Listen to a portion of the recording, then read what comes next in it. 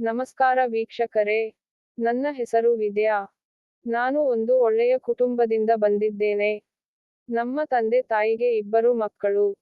ನನಗೆ ಒಬ್ಬ ಅಣ್ಣ ಇದ್ದಾನೆ. ನನ್ನ ಅಣ್ಣ ನನ್ನನ್ನು ತುಂಬಾ ಪ್ರೀತಿಸುತ್ತಿದ್ದ. ನನ್ನ ಎಲ್ಲಾ ಆಸೆ ಆಕಾಂಕ್ಷೆಗಳನ್ನು ಈಡೇರಿಸುತ್ತಿದ್ದ. ಯಾವುದು ಬೇಕು, ಯಾವುದು ಬೇಡ ಅಂತ ನಾನು ಹೇಳುವ ಮೊದಲೇ ನನ್ನ ಬೇಕು ಬೇಡಗಳನ್ನೆಲ್ಲ ಈಡೇರಿಸುತ್ತಿದ್ದ. ಅವನು ನನ್ನ ಎಲ್ಲಾ ಆಸೆಗಳನ್ನು ನಾನು ಹೇಳುವುದಕ್ಕೆ ಮೊದಲೇ ತಿಳಿದುಕೊಂಡು ಮಾಡುತ್ತಿದ್ದ. ನನ್ನ ಇಷ್ಟಗಳನ್ನು ಈಡೇರಿಸದಿದ್ದರೆ ಅವನಿಗೆ ನೆಮ್ಮದಿ ಇರುತ್ತಿರಲಿಲ್ಲ. ಹಾಗಾಗಿ ನನ್ನ ಅಣ್ಣ ನನಗೆ ನನ್ನ ಪ್ರಾಣಕ್ಕಿಂತ ಅಚ್ಚುಮೆಚ್ಚಾಗಿದ್ದ. ಕೆಲವು ವರ್ಷಗಳ ಹಿಂದೆ ನನ್ನ ತಾಯಿ ಕ್ಯಾನ್ಸರ್ ಇಂದ ತೀರಿಕೊಂಡಿದ್ದರು. ನನ್ನ ತಂದೆ ಅಣ್ಣನ ಮದುವೆ ಕೂಡ ಮಾಡಿದ್ದರು. ನನ್ನ ಅತ್ತಿಗೆಯು ತುಂಬಾ ಒಳ್ಳೆಯವಳಾಗಿದ್ದಳು. ಅವಳು ನನ್ನನ್ನು ಪ್ರೀತಿಯಿಂದ ಚೆನ್ನಾಗಿ ನೋಡಿಕೊಳ್ಳುತ್ತಿದ್ದಳು. ಅಣ್ಣ ಅತ್ತಿಗೆ ಇಬ್ಬರು ನನ್ನನ್ನು ತಮ್ಮ ಸ್ವಂತ ಮಗುವಿನಂತೆ ನೋಡಿಕೊಂಡಿದ್ದರು. ನನ್ನ ತಂದೆ ತಾಯಿಗಳು ನನಗೆ ಇಷ್ಟು ಪ್ರೀತಿ ನೀಡುತ್ತಿರಲಿಲ್ಲವೇನೋ ಅನ್ನುವಷ್ಟು ಇಬ್ಬರು ನನ್ನನ್ನು ಚೆನ್ನಾಗಿ ನೋಡಿಕೊಳ್ಳುತ್ತಿದ್ದರು. ನನ್ನ ಅಣ್ಣ ಅತ್ತಿಗೆಗೆ ಮದುವೆಯಾಗಿ 3 ವರ್ಷಗಳಾಗಿದ್ದವು. 3 ವರ್ಷಗಳಲ್ಲಿ ಅಣ್ಣ ಅತ್ತಿಗೆ ನನಗೆ ಅಮ್ಮನಿಲ್ಲವೆಂಬ ಕೊರಗು ಬಾರದಿರುವಂತೆ ನೋಡಿಕೊಂಡಿದ್ದರು. ನನ್ನ ಅಣ್ಣ ನನ್ನ ಮದುವೆಯ ಜವಾಬ್ದಾರಿಯನ್ನು ನನ್ನ ಅತ್ತಿಗೆಗೆ ವಹಿಸಿದ್ದರು. ಅಲ್ಲಿಂದ ಅವರು ನನಗೆ ಗಂಡು ಹುಡುಕಲು ಶುರು ಮಾಡಿದರು. ಈ ಸಮಯದಲ್ಲಿ ನನ್ನ ವಿದ್ಯಾಭ್ಯಾಸಗಳು ಸಹ ಮುಗಿದಿದ್ದವು. ನನಗೆ ಮುಂದೆ ಓದಲು ಇಷ್ಟವಿರಲಿಲ್ಲ, ಹಾಗೂ ಯಾವುದೇ ಆಸಕ್ತಿಯೂ ಇರಲಿಲ್ಲ. ಆದ್ದರಿಂದ ಮನೆಯವರು ನನಗೆ ಒಬ್ಬ ಒಳ್ಳೆಯ ಹುಡುಗನನ್ನು ಹುಡುಕಿ ಆದಷ್ಟು ಬೇಗ ಮದುವೆ ಮಾಡಬೇಕೆಂದುಕೊಂಡರು. ನಾನು ವಾರದಲ್ಲಿ 2 ದಿನ ನನ್ನ ಗೆಳತಿಯರೊಂದಿಗೆ ಔಟಿಂಗ್ಗೆ ಹೋಗುತ್ತಿದ್ದೆ.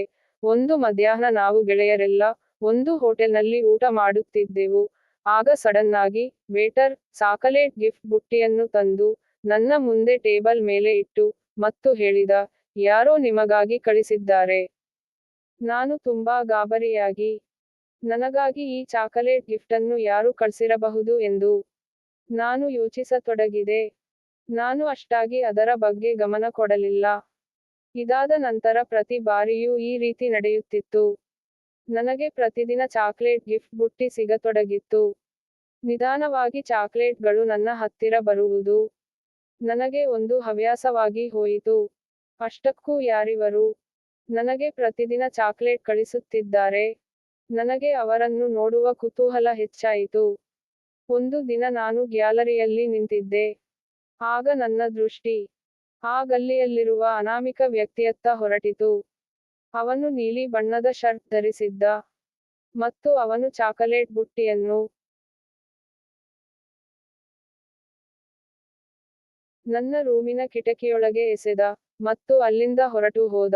ನಾನು ಅವನನ್ನು ತಡೆಯಲು ನನ್ನ ರೂಮಿನ ಕಡೆ ಓಡಿದೆ. ಆಗಾಗಲೇ ಆ ಹುಡುಗ ಹೊರಟು ಹೋಗಿದ್ದ. ನನಗೆ ತುಂಬಾ ಬೇಸರವಾಯಿತು. ಅಷ್ಟಕ್ಕೂ ಅವನ್ಯಾರು ನನಗೆ ಡೈಲಿ ಚಾಕ್ಲೇಟ್ ನೀಡುತ್ತಾನೆ ಎಂದು ಅವನನ್ನು ನೋಡುತ್ತಿದ್ದೆ. ಸ್ವಲ್ಪದರಲ್ಲಿ ಮಿಸ್ ಆಗ್ಬಿಟ್ಟ. ಅವನನ್ನು ನೋಡದೆ ಇರೋದಕ್ಕೆ ತುಂಬಾ ಸಂಕಟ ಆಯಿತು. ಇದಾದ ಮೇಲೆ ಮರುದಿನ ಅತ್ತಿಗೆ ನನ್ನನ್ನು ಕರೆದು, ಇಂದು ನೀನು ಹೊರಗೆ ಎಲ್ಲೂ ಹೋಗಬೇಡ, ಇವತ್ತು ನಿನ್ನನ್ನು ನೋಡಲು ಹುಡುಗನ ಕಡೆಯವರು ಬರುತ್ತಿದ್ದಾರೆ ಅಂದ್ರು. ಹುಡುಗನ ಕಡೆಯವರು ನನ್ನನ್ನು ನೋಡಲು ಮನೆಗೆ ಬಂದರು. ನಂತರ ಅವರ ಉತ್ತರ ಬಂತು, ನಮಗೆ ಹುಡುಗಿ ತುಂಬಾ ಇಷ್ಟ ಆದಳು ಅಂತ. ಅವರು ಆದಷ್ಟು ಬೇಗ ಮದುವೆ ಮಾಡಿಕೊಳ್ಳಲು ಯೋಚನೆ ಮಾಡಿದ್ದರು. ನಿಮ್ಮ ಹುಡುಗಿ ನಮಗೆ ಇಷ್ಟ ಆಗಿದ್ದು, ಆದಷ್ಟು ಬೇಗ ನಾವು ನಿಮ್ಮ ಹುಡುಗಿಯನ್ನು ನಮ್ಮ ಮನೆಗೆ ಸೊಸೆ ಮಾಡಿಕೊಳ್ಳುವುದಕ್ಕೆ ನಾವು ತಯಾರಾಗಿದ್ದೇವೆ. ನಮ್ಮ ಹುಡುಗನಿಗೆ ನಿಮ್ಮ ಹುಡುಗಿ ತುಂಬಾ ಇಷ್ಟ ಆಗಿದ್ದಾಳೆ. ಆದರೆ ನನ್ನ ಮನಸ್ಸು ಒಪ್ಪಲಿಲ್ಲ. ನನಗೆ ಚಾಕೊಲೇಟ್ ಬುಟ್ಟಿ ಕಳಿಸುತ್ತಿದ್ದ ಆ ಹುಡುಗನ ಬಗ್ಗೆ ಗೊತ್ತೂ ಇರಲಿಲ್ಲ. ಬಹುಶಃ ನನ್ನ ಹಣೆಬರಹದಲ್ಲಿ ಇದೇ ಬರೆದಿದೆ ಏನೋ. ಆದರೆ ಆಶ್ಚರ್ಯವೆಂದರೆ, ಯಾವಾಗ ನನ್ನ ಮದುವೆ ಫಿಕ್ಸ್ ಆಯಿತು, ಅವಾಗಿಂದ ಚಾಕಲೇಟ್ಗಳು ಬರುವುದು ನಿಂತಿತ್ತು. ಒಂದು ವೇಳೆ ಅವನಿಗೆ ಆ ದಿನವೇ ನನ್ನ ಮದುವೆ ಫಿಕ್ಸ್ ಆಗಿರುವುದು ಗೊತ್ತಾಗಿರಬೇಕು. ಏಕೆಂದರೆ ಅವನು ಈಗ ಚಾಕ್ಲೇಟುಗಳನ್ನು ಕಳುಹಿಸುತ್ತಿರಲಿಲ್ಲ. ಮೊದಮೊದಲು ನಾನು ಉದಾಸೀನಳಾಗಿರುತ್ತಿದ್ದೆ. ಆದರೆ ಮತ್ತೆ ನನ್ನ ಗಮನವೆಲ್ಲ ನನ್ನ ಮದುವೆ ತಯಾರಿಯತ್ತ ಹರಿಯಿತು. ತುಂಬಾ ಅರ್ಜೆಂಟಾಗಿ ಅತ್ತಿಗೆ ನನ್ನ ಮದುವೆಯನ್ನು ತಾನು ಹುಡುಕಿದ ಹುಡುಗನೊಂದಿಗೆ ನಿಶ್ಚಯಿಸಿದರು. ನಮ್ಮನೆಯ ವಾತಾವರಣ ಸಂಪೂರ್ಣ ಸ್ವತಂತ್ರದಿಂದ ಕೂಡಿತ್ತು. ಆದ್ದರಿಂದ ನಾನು ಮತ್ತು ದರ್ಶನ್ ಹಲವು ಬಾರಿ ಮುಖಾಮುಖಿಯಾಗಿ ಭೇಟಿಯಾಗಿದ್ದೆವು. ಪ್ರತಿ ಬಾರಿ ಭೇಟಿಯಾದಾಗ ದರ್ಶನ್ ನಾನು ಅವನ ಗಂಭೀರತೆ, ಸೀದಾ ಸಾದಾ ಸರಳತೆಯ ಗುಣಗಳನ್ನು ಅವನಲ್ಲಿ ಗಮನಿಸಿದ್ದೆ. ಅವನಿಗೆ ಜಾಸ್ತಿ ಜೋಕ್ ಮಾಡೋದು ಇಷ್ಟ ಇರಲಿಲ್ಲ. ಈಗಿನ ಕಾಲದ ಹುಡುಗರಂತೆ ದರ್ಶನ್ ಇರಲಿ. ಇಲ್ಲ, ಅಷ್ಟು ತುಂಬಾ ಓಪನ್ ಆಗಿ ಯಾರೊಂದಿಗೂ ಬೆರೆಯುತ್ತಿರಲಿಲ್ಲ. ಅತ್ತಿಗೆಯೊಂದಿಗೆ ಇದರ ಬಗ್ಗೆ ಹೇಳಿದಾಗ ಅವರು, ಇದರಲ್ಲಿ ಗಾಬರಿಯಾಗೋ ವಿಷಯವೇನಿಲ್ಲ. ಎಲ್ಲಾ ಹುಡುಗರು ಮದುವೆಗೆ ಮುಂಚೆ ಸ್ವಲ್ಪ ನಾಚಿಕೆ ಸ್ವಭಾವದವರಾಗಿರುತ್ತಾರೆ. ಮದುವೆಯ ಬಳಿಕ ಎಲ್ಲ ಸರಿಯಾಗುತ್ತದೆ. ಈಗ ನಿಮ್ಮ ಅಣ್ಣನನ್ನು ನೋಡು, ಮದುವೆಗೂ ಮುಂಚೆ ಅವರು ಹೇಗಿದ್ದರು, ಈಗಂತೂ ಅವರು ನನ್ನ ಹಿಂದೆ ಮುಂದೆ ಸುತ್ತುತ್ತಿರುತ್ತಾರೆ. ಅತ್ತಿಗೆಯ ಮಾತುಗಳು ನನಗೆ ಸ್ವಲ್ಪಮಟ್ಟಿಗೆ ಸಮಾಧಾನ ತಂದಿತ್ತು. ಆಗ ನಾನು ಮದುವೆಗೆ ಒಪ್ಪಿಕೊಂಡೆ. ದರ್ಶನ್ ನೊಂದಿಗೆ ನನ್ನ ಮದುವೆಯಾಯಿತು. ಅವರು ತುಂಬಾ ಒಳ್ಳೆಯವರಾಗಿದ್ದರು. ಮನೆಯಲ್ಲಿ ಅತ್ತೆ ಮಾವ, ಒಬ್ಬ ಮೈದುನ ಮತ್ತು ನಾವಿಬ್ಬರು ಇದ್ದೆವು. ಮದುವೆಯಾದ ಹೊಸತರಲ್ಲಿ ಎಲ್ಲಾ ಚೆನ್ನಾಗಿ ನಡೆಯುತ್ತಿತ್ತು. ಆದರೆ ನನಗೆ ದರ್ಶನ್ನ ಕೆಲವೊಂದು ನಡವಳಿಕೆಗಳು ವಿಚಿತ್ರವಾಗಿ ಕಾಣುತ್ತಿದ್ದವು. ಅವನು ತುಂಬಾ ವಾಸನೆ ಬರುವ ಸೆಂಟ್ ಬಳಸುತ್ತಿದ್ದ. ಅದು ನನಗೆ ಇಷ್ಟ ಆಗುತ್ತಿರಲಿಲ್ಲ. ಆದರೆ ಹೊಸದಾಗಿ ನಮ್ಮ ಮದುವೆಯಾಗಿದ್ದರಿಂದ ನಾನು ಏನು ಹೇಳುವ ಪರಿಸ್ಥಿತಿಯಲ್ಲಿ ಇರಲಿಲ್ಲ. ಮೊದಲನೆಯ ರಾತ್ರಿ ನಾನು ತಯಾರಾಗಿದ್ದೆ. ಮದುಮಗನಾಗಿ ನನ್ನ ರೂಮಿಗೆ ಒಳಗೆ ಬಂದ. ನಾನು ತುಂಬಾ ಸುಂದರವಾಗಿದ್ದ ದರ್ಶನ್ ನನ್ನ ನೋಡಿ ನನಗೆ ತುಂಬಾ ಖುಷಿಯಾಯಿತು. ಮದುಮಗನ ಡ್ರೆಸ್ ನಲ್ಲಿ ಅವರು ತುಂಬಾ ಸುಂದರವಾಗಿ ಕಾಣುತ್ತಿದ್ದರು. ನನ್ನ ಸಂತೋಷಕ್ಕೆ ಮಿತಿಯೇ ಇರಲಿಲ್ಲ. ಅವರ ಸೆಂಟ್ನ ವಾಸನೆ ಜೋರಾಗಿ ಮೂಗಿಗೆ ಹೊಡೆಯುತ್ತಿತ್ತು. ಅವರು ನನ್ನ ಜೊತೆ ಮಾತನಾಡುತ್ತಾ, ನೀನು ತುಂಬಾ ಸುಂದರವಾಗಿದ್ದೀಯ ಅಂದರು. ದರ್ಶನ್ ಹೊಗಳಿಕೆಯಿಂದ ನಾನು ಮನಸ್ಸಿನಲ್ಲಿಯೇ ತುಂಬಾ ಪ್ರಸನ್ನಳಾದೆ. ನಾನು ನಾಚಿಕೆಯಿಂದ ನನ್ನ ತಲೆ ಅಲ್ಲಾಡಿಸಿದೆ. ನಿಧಾನವಾಗಿ ಬರ್ತಾ ನಮ್ಮ ಮಾತುಕತೆ ಶುರುವಾಯಿತು. ಇಲ್ಲಿಯವರೆಗೆ ಅವರು ನನಗೆ ಮುಖವನ್ನು ಸರಿಯಾಗಿ ತೋರಿಸಿ ಇರಲಿಲ್ಲ. ಅಷ್ಟರಲ್ಲಿ ನನ್ನ ಕಣ್ಣಿಗೆ ನಿದ್ದೆ ಹತ್ತತೊಡಗಿತು. ನಾನು ಹಾಗೆ ಮಲಗಿಬಿಟ್ಟಿದ್ದೆ. ಬೆಳಗ್ಗೆ ಎದ್ದಾಗ ನನಗೆ ತುಂಬಾ ನಾಚಿಕೆಯಾಯಿತು. ಆಗ ದರ್ಶನ್, ಪರವಾಗಿಲ್ಲ, ನೀವು ತುಂಬಾ ಸುಸ್ತಾಗಿದ್ದರಿಂದ ನಿದ್ದೆ ಬಂದಿರಬಹುದು ಎಂದು ಹೇಳಿದಾಗ ಪರಿಸ್ಥಿತಿಯನ್ನು ಅರ್ಥ ಮಾಡಿಕೊಂಡ ಅವರ ಬಗ್ಗೆ ನನಗೆ ಪ್ರೀತಿಯ ಒಳ್ಳೆಯ ಭಾವನೆ ಮೂಡಿತು.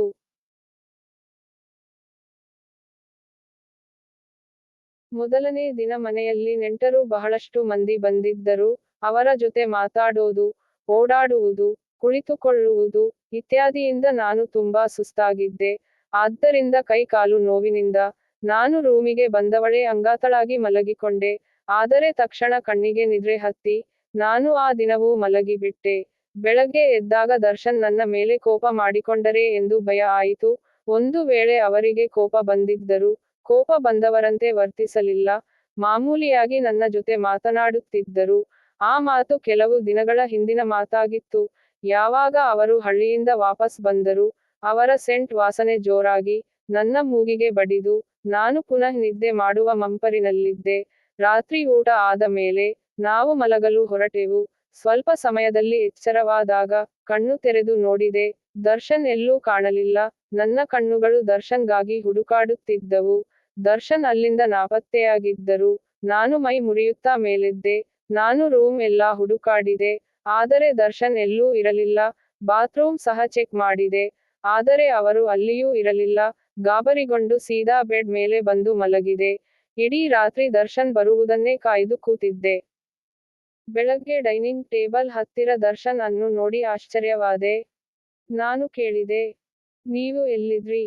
ಅವರು ಹೇಳಿದರು, ನೀನಂತೂ ಬೇಗ ಮಲಗಿದ್ದೆ. ನನಗೆ ನಿದ್ದೆ ಬರುತ್ತಿರಲಿಲ್ಲ. ಆದ್ದರಿಂದ ನಾನು ಇಡೀ ರಾತ್ರಿ ಟೆರೇಸ್ ಮೇಲೆ ಕುಳಿತಿದ್ದೆ. ಆಗ ನನಗೆ ನಾನೇ ತಲೆತಗ್ಗಿಸುವಂತೆ ಆಯಿತು. ಹೆಂಡತಿಯಾದವಳು ಗಂಡನನ್ನು ಸಂತೋಷದಿಂದ ಇಡಬೇಕು. ಮತ್ತು ಪ್ರತಿದಿನ ನಾನು 8 ಗಂಟೆಗೆ ಮಲಗೆ ಬಿಡುತ್ತಿದ್ದೆ. ಯಾಕೋ ಗೊತ್ತಿಲ್ಲ, ಮದುವೆಯಾದ ಮೇಲೆ ನನಗೆ ಇಷ್ಟು ಬೇಗ ಹೇಗೆ ನಿದ್ದೆ ಬರುತ್ತಿದೆ. ನಮ್ಮ ಮನೆಯಲ್ಲಿ ನಾನು ರಾತ್ರಿ 11 ಇಲ್ಲ 12 ಗಂಟೆಗೆ ನಿದ್ರೆ ಮಾಡುತ್ತಿದ್ದೆ.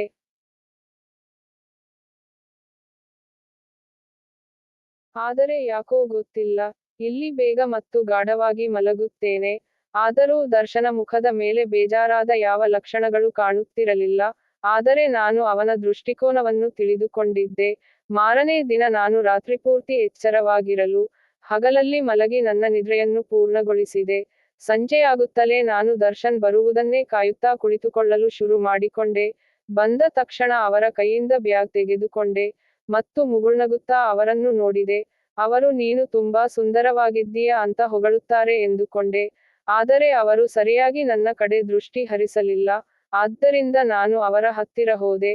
ಆದರೆ ಏನು ಆಶ್ಚರ್ಯ, ಅವರ ಸೆಂಟ್ ವಾಸನೆ ನನಗೆ ಮತ್ತು ಬಂದಂಗೆ ಅನಿಸಿತು. ದರ್ಶನ್ನ ಸೆಂಟ್ ವಾಸನೆ ಸ್ಟ್ರಾಂಗ್ ಆಗಿ ನನ್ನ ಮೂಗಿಗೆ ಹೊಡೆಯುತ್ತಿತ್ತು.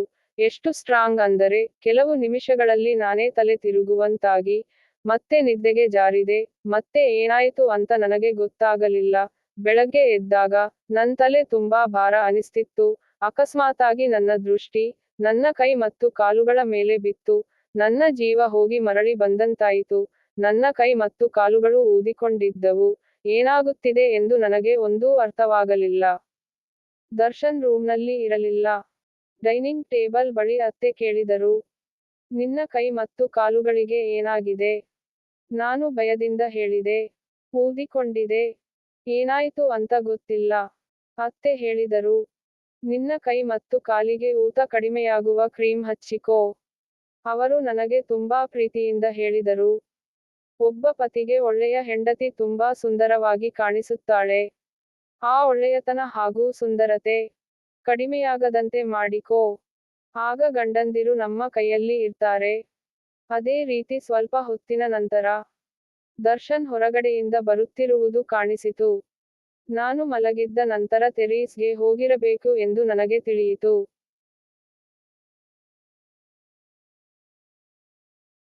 ನನ್ನ ಅತ್ತೆ ತುಂಬಾ ಒಳ್ಳೆಯವರಾಗಿದ್ದರು. ಗಂಡನನ್ನು ಹೇಗೆ ಹಿಡಿತದಲ್ಲಿಟ್ಟುಕೊಳ್ಳಬೇಕು ಎಂದು ಯಾವಾಗಲೂ ನನಗೆ ಹೇಳಿಕೊಡುತ್ತಿದ್ದರು.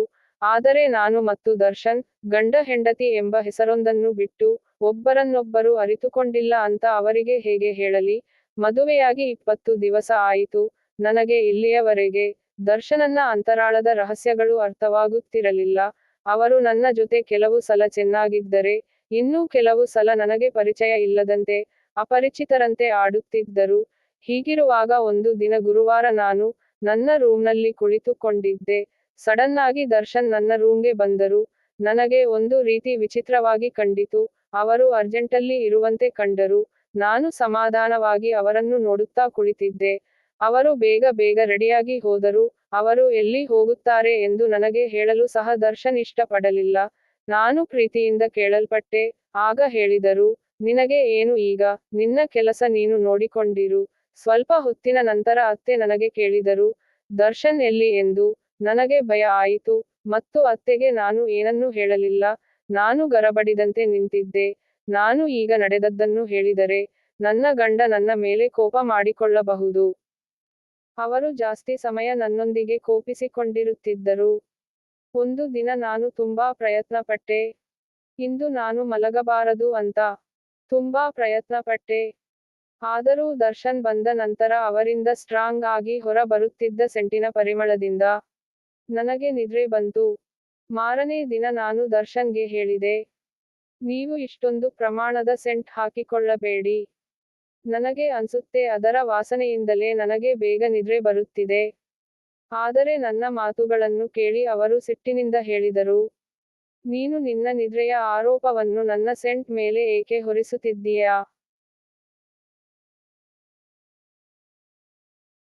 ನಿನಗೆ ನನ್ನ ಬಗ್ಗೆ ಕಿಂಚಿತ್ತೂ ಕಾಳಜಿ ಇಲ್ಲ. ಗಂಡ ಕೆಲಸದಿಂದ ಮನೆಗೆ ಬಂದ ತಕ್ಷಣ ಹೆಂಡತಿ ನಗುನಗುತ್ತಾ ಅವನನ್ನು ಸ್ವಾಗತಿಸುತ್ತಾಳೆ. ನೀನು ಯಾವಾಗಲೂ ಮಲಗೆ ಇರ್ತೀಯ. ನಿನಗೆ ಏನು ಗೊತ್ತಿದೆ? ಒಳ್ಳೆಯ ಹೆಂಡತಿ ಹೇಗಿರುತ್ತಾಳೆ ಅಂತ ನಿನಗೆ ಗೊತ್ತಿಲ್ಲ. ಅವರ ಮಾತು ಕೇಳಿ ನಾನು ಬಿಕ್ಕಿ ಬಿಕ್ಕಿ ಅತ್ತೆ. ಎಷ್ಟೇ ಪ್ರಯತ್ನ ಪಟ್ಟರೂ ಅವರ ಸೆಂಟ್ ನಿಂದ ನನಗೆ ದಿನ ರಾತ್ರಿ ಬೇಗ ನಿದ್ರೆ ಬರುತ್ತಿತ್ತು. ಬೆಳಗಾದ್ರೆ ಕೈಕಾಲು ಊದಿಕೊಳ್ಳುತ್ತಿತ್ತು. ನಾನು ನಿದ್ರೆ ಮಾಡುವುದನ್ನು ತಡೆಯಲಾಗುತ್ತಿರಲಿಲ್ಲ. ಸ್ವಯಂ ನಾನು ಎಷ್ಟೇ ನಿದ್ರೆ ಮಾಡದಂತೆ ನಿಲುವು ತೆಗೆದುಕೊಂಡರೂ ತಡೆಯಲಾಗದೆ ಬೇಗ ನಿದ್ರೆಗೆ ಜಾರಿ ಬಿಡುತ್ತಿದ್ದೆ. ಇತ್ತೀಚೆಗೆ ನಮ್ಮ ಅತ್ತೆಗೆ ಸ್ವಲ್ಪ ಸ್ವಲ್ಪ ನಮ್ಮಿಬ್ಬರಲ್ಲಿ ಏನು ನಡೆಯುತ್ತಿದೆ ಎಂದು ಅನುಮಾನ ಬಂತು. ಅವರು ಸಹ ನನಗೆ ಬುದ್ಧಿವಾದ ಹೇಳಲು ಶುರು ಮಾಡಿದರು. ನಾನು ನನ್ನ ಪತಿಯನ್ನು ಸರಿಯಾಗಿ ನೋಡಿಕೊಳ್ಳುವುದರ ಬದಲು ಯಾವಾಗಲೂ ಮಲಗಿರುತ್ತೇನೆ ಎಂದು ಆರೋಪ ಮಾಡಿದರು. ಆಗ ನಾನು ಇನ್ನೂ ಅಳ್ತೊಡಗಿದೆ.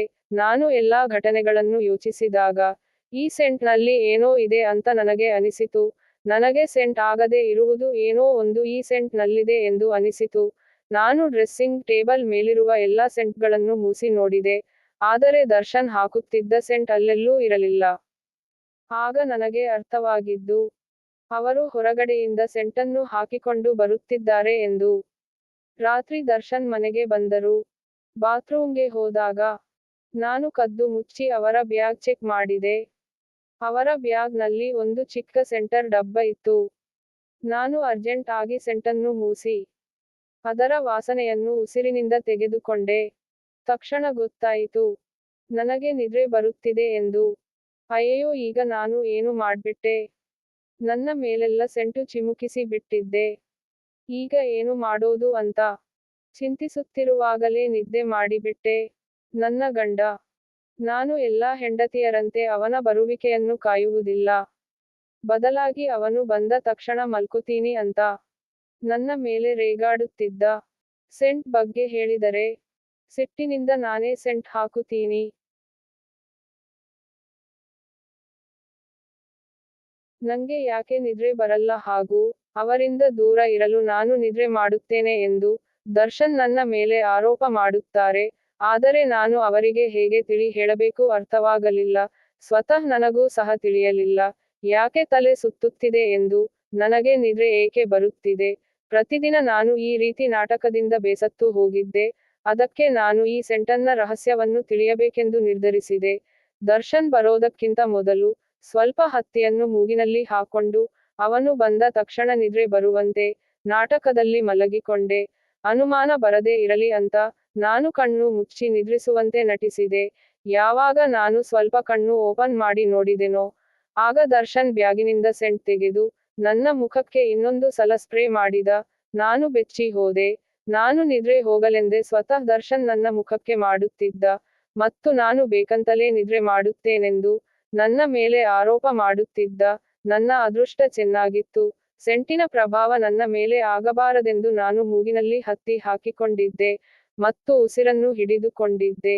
ನನ್ನ ಮೇಲೆ ಸೆಂಟ್ ಸ್ಪ್ರೇ ಮಾಡಿದ ನಂತರ ದರ್ಶನ್ ಸ್ನಾನಕ್ಕೆ ಹೋದ. ಸ್ನಾನ ಆದ ನಂತರ ಹೊರಗೆ ಹೋದ.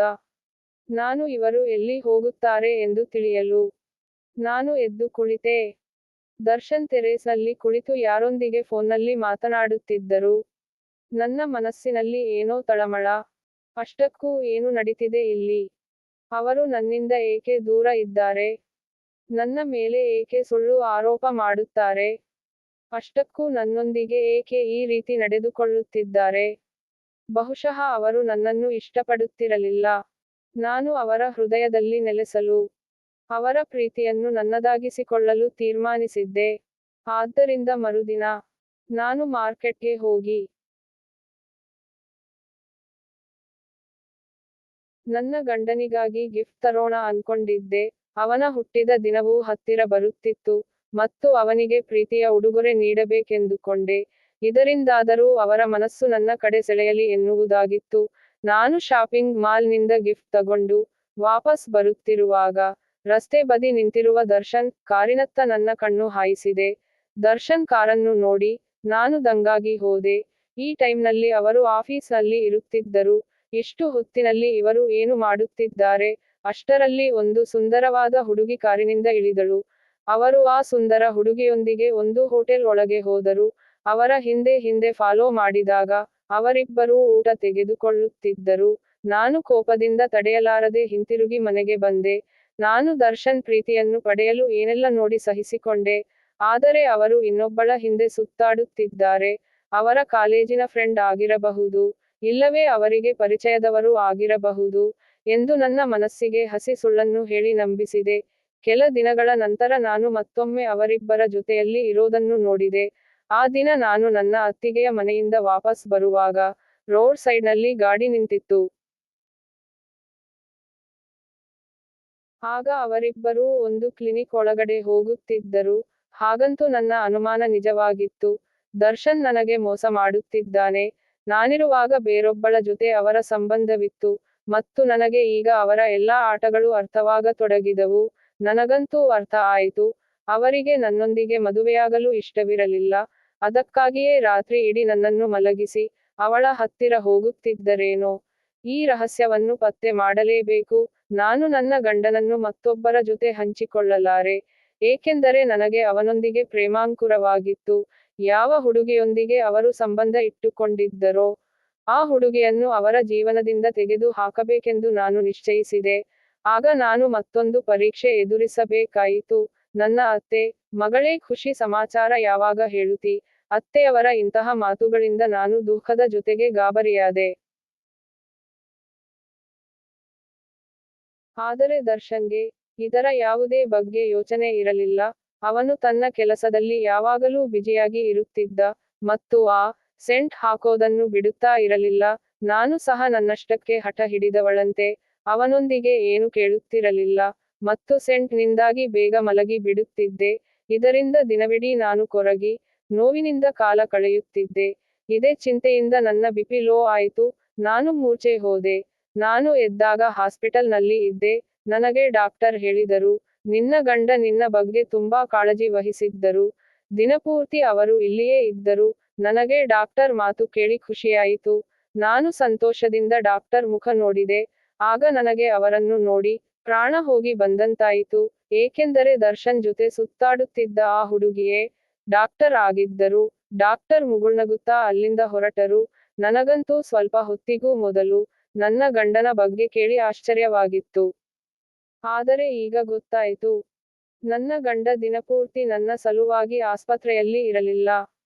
ಬದಲಾಗಿ ಡಾಕ್ಟರ್ ಸಲುವಾಗಿ ಇದ್ದ ಎಂದು. ದಿನಪೂರ್ತಿ ಡಾಕ್ಟರ್ ಸಮೀಪ ಇರುವ ಅವಕಾಶ ಅವರಿಗೆ ಸಿಕ್ಕಿರಬೇಕು. ಆ ಲೇಡಿ ಡಾಕ್ಟರ್ ತುಂಬಾ ಸುಂದರವಾಗಿದ್ದರು. ಯಾರಾದರೂ ನೋಡಿದರೆ ತಕ್ಷಣ ಅವಳನ್ನು ಇಷ್ಟಪಡುವಷ್ಟು ಸೌಂದರ್ಯ ಅವಳಿಗಿತ್ತು. ಮತ್ತು ಇದೇ ವಿಷಯ ನನ್ನ ಹೃದಯಕ್ಕೆ ಚುಚ್ಚುತ್ತಿತ್ತು. ನನ್ನ ಆರೋಗ್ಯ ಸುಧಾರಿಸಿದ ನಂತರ ನನ್ನ ಅಣ್ಣ ಅತ್ತಿಗೆ ನನ್ನ ಕರೆದುಕೊಂಡು ಹೋಗಲು ಬಂದರು. ಸ್ವಲ್ಪ ದಿನ ನಮ್ಮ ಜೊತೆಗಿರು ಅಂತ ಹೇಳಿದರು. ಅವರ ಜೊತೆ ನಾನು ನನ್ನ ತವರು ಮನೆಗೆ ಹೋದೆ.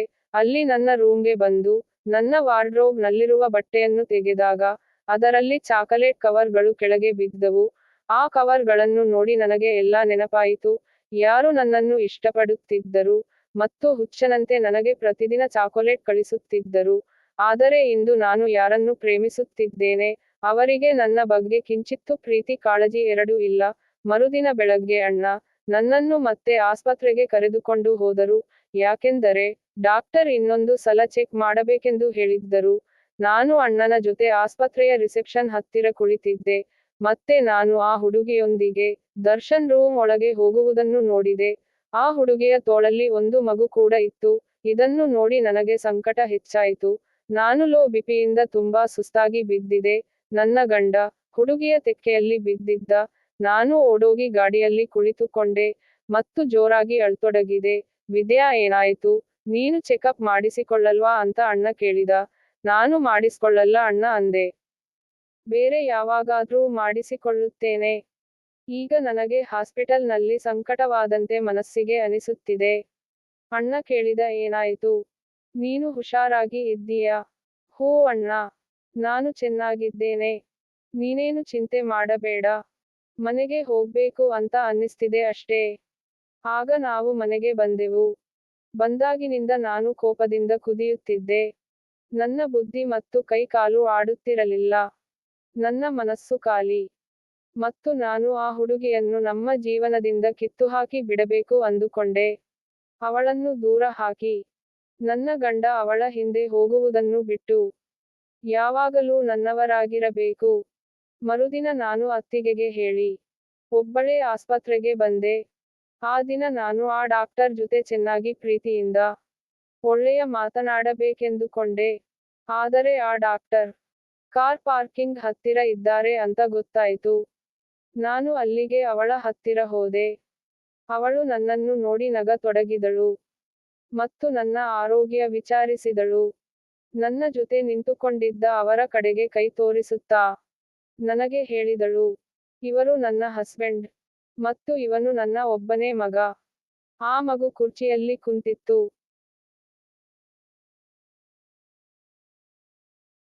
ಆ ಮಗುವನ್ನು ನಿನ್ನೆ ನಾನು ಅವಳ ತೋಳಲ್ಲಿ ನೋಡಿದ್ದೆ. ಅವಳು ನನ್ನ ಕಡೆ ನಸುನಗುತ್ತಾ ಹೇಳಿದಳು, ನಾವಿಬ್ಬರು ಪ್ರೀತಿಸಿ ಇಷ್ಟಪಟ್ಟು ಮದುವೆಯಾಗಿದ್ದೀವಿ. ನಾನು ಒಂದು ಮಗುವಿನ ತಾಯಿ ಅಂತ ಯಾರಿಗೂ ಅನಿಸುವುದಿಲ್ಲ. ನಾನಂತೂ ಅವಳಿಂದ ಈ ತರ ಮಾತುಗಳನ್ನು ಕೇಳುತ್ತೇನೆ ಅಂದುಕೊಂಡಿರಲಿಲ್ಲ. ಅವಳು ನನ್ನ ಪತಿಯ ಜೊತೆಗೆ ಸಂಬಂಧ ಇಟ್ಟುಕೊಂಡಿದ್ದಾಳೆ ಎಂದು ನಾನು ಅಂದುಕೊಂಡಿದ್ದೇನೆ. ಆದರೆ ಅವಳು ಪ್ರೀತಿಸಿ ಮದುವೆಯಾಗಿದ್ದಳು, ಮತ್ತು ಒಂದು ಮಗುವಿನ ತಾಯಿ ಕೂಡ. ಅವಳ ಜೀವನದಲ್ಲಿ ತುಂಬಾ ಖುಷಿಯಾಗಿರುವಂತೆ ಕಾಣುತ್ತಿದ್ದಳು. ಮತ್ತೆ ದರ್ಶನ್ ಜೊತೆಗೆ ಇವಳಿಗೆ ಏನು ಸಂಬಂಧ? ಅವಳು ಮುಂದೆ ಹೇಳ್ತೊಡಗಿದಳು. ದರ್ಶನ್ ಯಾವಾಗಲೂ ನಿಮ್ಮ ಬಗ್ಗೆ ಹೇಳುತ್ತಾ ಇರುತ್ತಾರೆ. ಅವನಿಗೆ ನಿಮ್ಮ ಬಗ್ಗೆ ಹೆಚ್ಚು ಕಾಳಜಿ ಇದೆ. ದರ್ಶನ್ ಅಂತ ಗಂಡನನ್ನು ಪಡೆಯಲು ನೀನು ತುಂಬಾ ಪುಣ್ಯ ಮಾಡಿದ್ದೀಯಾ ವಿದ್ಯಾ. ಆ ಹುಡುಗಿ ಮಾತು ಕೇಳಿ ನನಗೆ ತಲೆ ಸುತ್ತಿದಂತಾಯಿತು. ಅವಳು ಸುಳ್ಳು ಹೇಳುತ್ತಿದ್ದಳು.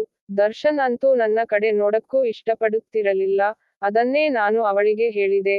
ಅವಳು ಇದನ್ನು ನಂಬದೆ ನನ್ನ ಕಡೆ ನೋಡಿ ಹೇಳಿದಳು, ನಿನಗೆ ವಾಸ್ತವದ ಬಗ್ಗೆ ಕಿಂಚಿತ್ತೂ ತಿಳಿದಿಲ್ಲ. ಸತ್ಯ ಏನೆಂದು ತಿಳಿದುಕೋ. ಇದನ್ನು ಕೇಳಿ ಒಂದು ನನಗೆ ಅರ್ಥವಾಯಿತು. ಏನೋ ಸತ್ಯ ಇದೆ, ಇದನ್ನು ನಾನು ತಿಳಿದುಕೊಳ್ಳಲೇಬೇಕು ಎಂದು. ನಾನು ಆಸ್ಪತ್ರೆಯಿಂದ ಮನೆಯ ಕಡೆ ಹೊರಟೆ. ನನ್ನನ್ನು ನೋಡಿ ನನ್ನ ಅತ್ತೆ ಮತ್ತು ಮಾವ ತುಂಬಾ ಖುಷಿಯಾಗಿದ್ದರು. ನಾನು ಬಂದಿದ್ದು ದರ್ಶನ್ಗೆ ಹೇಳಬೇಡಿ ಎಂದು ಅವರಲ್ಲಿ ಕೇಳಿಕೊಂಡೆ. ದರ್ಶನ್ಗೆ ನಾನು ಮನೆಗೆ ಬಂದಿದ್ದು ಗೊತ್ತಿರಲಿಲ್ಲ. ಆದ್ದರಿಂದ ಅವನು ಇಂದು ರೂಮಿಗೆ ಬಂದಾಗ ಸೆಂಟ್ ಹಾಕಿರಲಿಲ್ಲ. ಇಂದು ನನ್ನನ್ನು ಮಲಗಿಸಲು ಇನ್ನೇನು ತಯಾರಿ ನಡೆಸುತ್ತಾರೆ ಎಂದು ನಾನು ಪರೀಕ್ಷೆ ಮಾಡಬೇಕೆಂದುಕೊಂಡಿದ್ದೆ.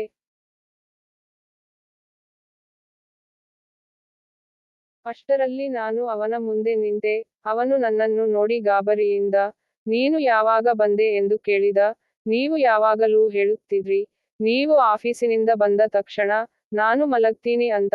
ಆದ್ದರಿಂದ ಇಂದು ನಿಮ್ಮೆಲ್ಲ ದೂರುಗಳಿಗೆ ಒಂದು ಅಂತ್ಯ ಕಾಣಿಸಬೇಕು ಅಂತ ನಿರ್ಧಾರ ಮಾಡಿದ್ದೇನೆ. ಆಗ ದರ್ಶನ್ ಮುಖ ಚಿಕ್ಕದಾಯಿತು. ಅವನು ಹೇಳ್ತೊಡಗಿದ, ಇಲ್ಲ, ಇಲ್ಲ, ನೀನು ಮಲ್ಕೋ, ನಿನಗೆ ಮೈ ಸರಿ ಇಲ್ಲ, ನೀನು ರೆಸ್ಟ್ ತಗೋ, ನಾನು ಇನ್ನೊಂದು ರೂಮ್ಗೆ ಹೋಗುತ್ತೇನೆ, ನನಗೆ ಸ್ವಲ್ಪ ಕೆಲಸ ಇದೆ ಅಂತ ಹೇಳಿ ಅವರು ಎದ್ದು ರೂಮಿನಿಂದ ಹೊರಗೆ ಹೋದರು. ನನಗೆ ತುಂಬಾ ಸಿಟ್ಟು ಬಂತು. ಅದೇ ಸಿಟ್ಟಿನಿಂದ ರೂಮಿನಲ್ಲಿದ್ದ ಎಲ್ಲಾ ವಸ್ತುಗಳನ್ನು ಹಾಗೂ ಕಬೋರ್ಡ್ ನಲ್ಲಿದ್ದ ಬಟ್ಟೆಗಳನ್ನು ಬಿಸಾಕ ತೊಡಗಿದೆ. ನಾನು ಮತ್ತೆ ನನ್ನ ಅಣ್ಣನ ಮನೆಗೆ ವಾಪಸ್ ಹೋಗಲು ಬಟ್ಟೆಗಳನ್ನು ತುಂಬಿಕೊಳ್ಳಲು ಸೂಟ್ಕೇಸ್ ಎತ್ತಿಕೊಂಡಾಗ ಅದರ ಕೆಳಗಡೆ ಒಂದು ಏನೋ ಕವರ್ ಇತ್ತು. ನಾನು ಅದನ್ನು ಎತ್ತಿಕೊಂಡು ನೋಡಿದೆ. ಅದು ಒಂದು ಹಾಸ್ಪಿಟಲ್ ನ ರಿಪೋರ್ಟ್ ರೀತಿ ಇತ್ತು. ಮೋಸ್ಟ್ಲಿ ಇದು ನನ್ನದೇ ರಿಪೋರ್ಟ್ ಇರಬಹುದು ಅಂತ ಓಪನ್ ಮಾಡಿದೆ. ಓಪನ್ ಮಾಡಿ ರಿಪೋರ್ಟ್ ಓದುತ್ತಾ ಹೋದೆ.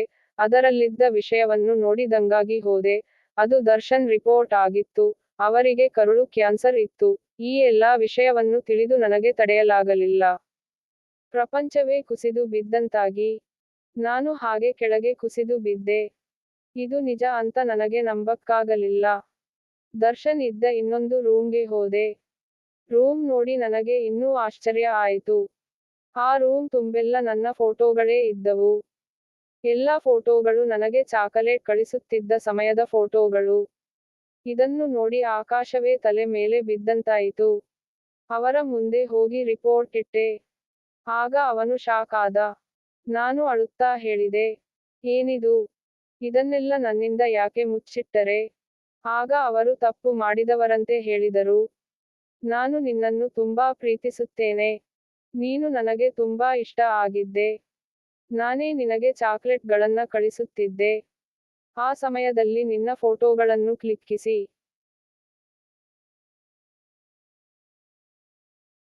ಸ್ಟೋರೇಜ್ ರೂಮ್ನಲ್ಲಿ ಹಾಕುತ್ತಿದ್ದೆ. ನಾನು ನಿನ್ನೊಂದಿಗೆ ಮದುವೆಯಾಗಲು ಇಷ್ಟಪಟ್ಟಿದೆ. ಆದ್ದರಿಂದ ಮದುವೆ ವಿಷಯ ಮಾತನಾಡಲು ನನ್ನ ಅಪ್ಪ ಅಮ್ಮನನ್ನು ನಿಮ್ಮ ಮನೆಗೆ ಕಳಿಸಿದೆ. ಅದಾದ ನಂತರ ನನ್ನ ಆರೋಗ್ಯ ಹಾಳಾಗಲು ಶುರುವಾಯಿತು. ನನಗೆ ಕರುಳು ಕ್ಯಾನ್ಸರ್ ಇರೋದು ತಿಳಿಯಿತು. ಇದನ್ನು ಗುಣಪಡಿಸಬಹುದಾಗಿತ್ತು. ಯಾರಿಗೂ ನನಗೆ ಕರುಳು ಕ್ಯಾನ್ಸರ್ ಇದೆ ಎಂದು ನಾನು ತಿಳಿಸಿರಲಿಲ್ಲ. ಮದುವೆಗೂ ಮೊದಲು ನಾನು ಚಿಕಿತ್ಸೆ ಪಡೆದು ಗುಣವಾಗುತ್ತೇನೆ ಎಂಬ ಆಶಾಭಾವನೆ ಇತ್ತು. ಆದರೆ ಡಾಕ್ಟರ್ ಹೇಳಿದರು, ಇನ್ನೂ 6 ತಿಂಗಳು ಚಿಕಿತ್ಸೆ ಬೇಕಾಗುತ್ತದೆ. ನೀವು ಸರಿಯಾಗಿ ಟ್ರೀಟ್ಮೆಂಟ್ ತಗೊಂಡ್ರೆ ಗುಣಮುಖವಾಗುತ್ತೆ. ಇಲ್ಲ ಅಂದ್ರೆ ತುಂಬಾ ಕಷ್ಟ ಇದೆ. ನಿನಗೆ ಗೊತ್ತಾಗಬಾರದು ಎಂದು. ನೀನು ಮೂರ್ಛೆ ಹೋಗುವಂತೆ ಮಾಡುವ ಸ್ಟ್ರಾಂಗ್ ಸೆಂಟ್ ಹಾಕೊಂಡು ಒಳಗಡೆ ಬರ್ತಿದ್ದೆ. ಏಕೆಂದರೆ ನಿನಗೆ ಬೇಗ ನಿದ್ರೆ ಬರಲಿ ಎಂದು ಹಾಗೆ ಮಾಡ್ತಾ ಇದ್ದೆ. ನಾನು ಸ್ನಾನ ಮಾಡುತ್ತಿದ್ದರಿಂದ ನನ್ನ ಮೇಲೆ ಆ ಸೆಂಟ್ ಪ್ರಭಾವ ಬೀರುತ್ತಿರಲಿಲ್ಲ. ನಾನು ಬೇಗ ಗುಣಮುಖನಾಗಿ ಎಲ್ಲ ವಿಷಯವನ್ನು ನಿನಗೆ ಹೇಳಬೇಕು ಅಂದುಕೊಂಡಿದ್ದೆ. ಒಂದು ವೇಳೆ ಗುಣಮುಖವಾಗದಿದ್ದರೆ ನಿನ್ನನ್ನು ಸ್ವತಂತ್ರವಾಗಿ ಇರಲು ಬಿಡುತ್ತಿದ್ದೆ. ನಿನ್ನ ಲೈಫ್ ನನ್ನಿಂದ ಹಾಳಾಗಬಾರದೆಂದು ಆ ರೀತಿ ಯೋಚನೆ ಮಾಡಿದ್ದೆ. ನಿನಗೆ ಅನ್ಯಾಯವಾಗಬಾರದು. ಆ ಹುಡುಗಿ ನನ್ನ ಕಾಲೇಜ್ ಫ್ರೆಂಡ್ ನ ಹೆಂಡತಿ. ಅವಳು ತುಂಬಾ ಒಳ್ಳೆಯ ಡಾಕ್ಟರ್ ಕೂಡ.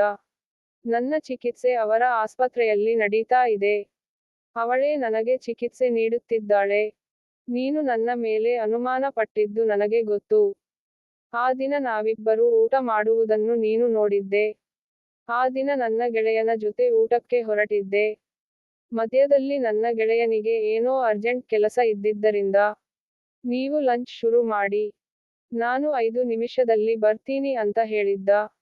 ಅದೇ ವೇಳೆ ನೀನು. ನಾವಿಬ್ಬರೂ ಊಟ ಮಾಡುತ್ತಿರುವುದನ್ನು ನೋಡಿ ಬೇಜಾರಾಗಿ ಅಲ್ಲಿಂದ ಹೊರಟ ಮೇಲೆ ನನ್ನ ಗೆಳೆಯ ಬಂದು ಊಟಕ್ಕೆ ಕುಳಿತ. ನನ್ನ ಬಗ್ಗೆ ನೀನು ಏನೆಲ್ಲ ಯೋಚನೆ ಮಾಡಿದ್ದು?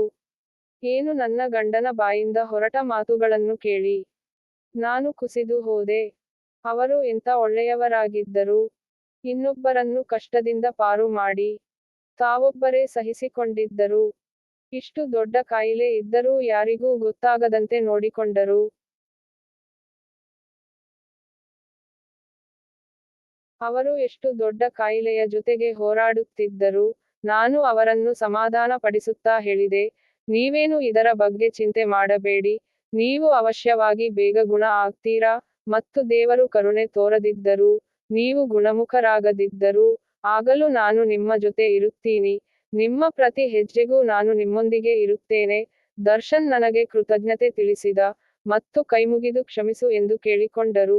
ನಾನು ಅವರಲ್ಲಿ ಕ್ಷಮೆ ಕೇಳಿದೆ, ಏಕೆಂದರೆ ಇಲ್ಲಿಯವರೆಗೆ ಅವರ ಬಗ್ಗೆ ತುಂಬಾ ಕೆಟ್ಟದಾಗಿ ಯೋಚಿಸುತ್ತಿದೆ, ಮತ್ತು ನಾನೇ ಅವರನ್ನು ಚೆನ್ನಾಗಿ ನೋಡಿಕೊಳ್ಳಬೇಕಾಗಿದೆ.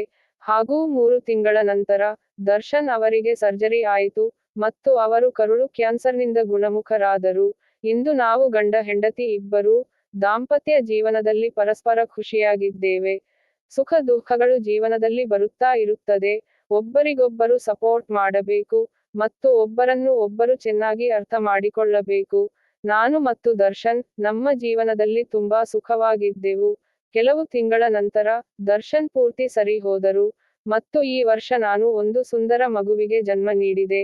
ನಮ್ಮ ಬದುಕನ್ನು ನಮ್ಮ ಮಗುವಿಗಾಗಿ ಮುಡಿಪೆಟ್ಟೆವು. ಈ ಕತೆ ಇಷ್ಟ ಆಗಿದ್ದರೆ ಲೈಕ್ ಮಾಡಿ, ಶೇರ್ ಮಾಡಿ. ಮುಂದಿನ ಕತೆಗಾಗಿ ನಮ್ಮ ಚಾನಲನ್ನು ಸಬ್ಸ್ಕ್ರೈಬ್ ಮಾಡಿಕೊಳ್ಳಿ.